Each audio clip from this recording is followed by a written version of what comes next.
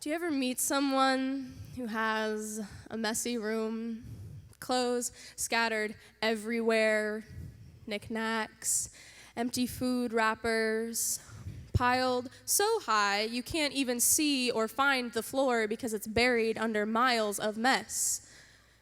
And when you ask why they haven't cleaned it up, they say, I know where everything is. I like it this way.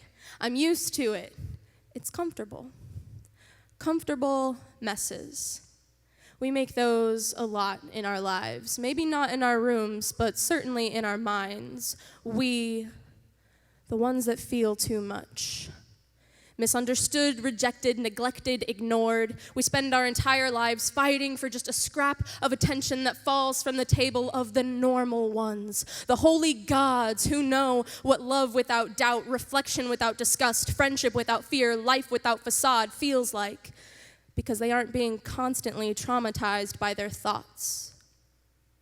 I am on a first-name basis with depression and anxiety. They come over nightly and are the first ones that greet me in the morning, trash-talking me to sleep and warping my perception when I wake, apologizing with every inhale and cursing me with every exhale, but at least they hold me and say, I'm here.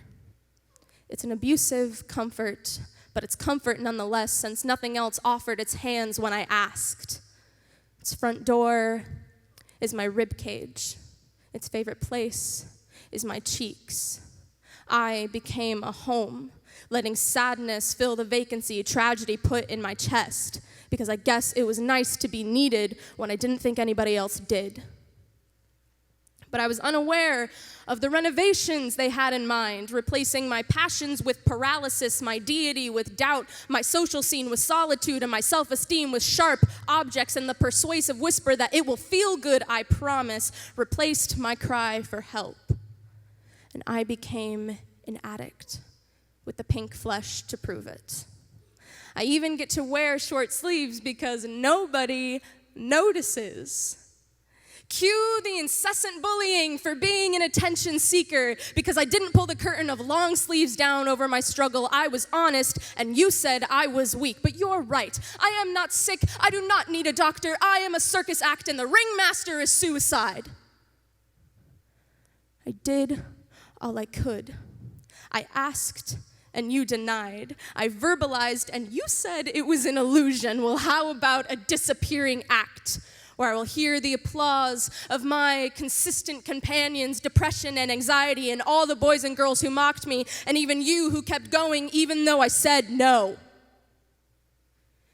You uprooted my worth and planted deception in its place. So deception became my truth because worth had already withered away. I am standing in a room, and I cannot find the floor. It is a mess. And I am used to it. This is how I was raised, drowning in the sorrow, and it's comfortable.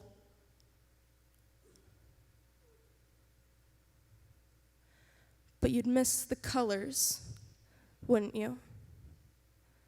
The green of the grass, the blue of the water, the pink of bubblegum, the red of roses. And you'd miss the sunsets, wouldn't you? For every time you went on a walk at dusk and said, this can't be the last one I see. And you'd miss the future, wouldn't you? Even though it seems incredibly dim right now. And the pointlessness is the point to a pen of grief with which you'd scratch out every what if and possibility. But the pen's not in your hand. And the right king can put Humpty Dumpty back together again. Your life does not always have to be held together by a safety pin. It will take time, but I promise you there is always the option of a needle and thread. So will you once more extend your hands if I told you that hope is willing to reach back? And it has scars just like you.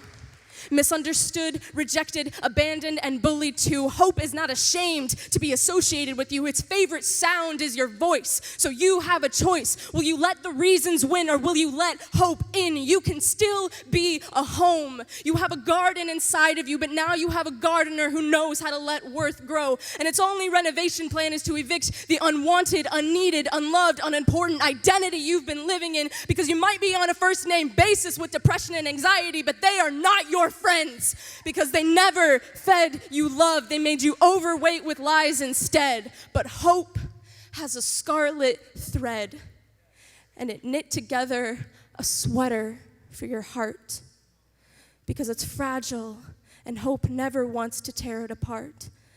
And I promise you that redemptive love says you're enough. And it washes over you like the euphoria of a kid going to Disney for the first time. Acceptance without alteration. Kindness overthrows isolation. You are so much more than the stress that got to you. That's why hope died on a cross to say, I love you. I am standing in a room and I cannot see the floor. It is a mess and I am used to it. But I'm finally uncomfortable.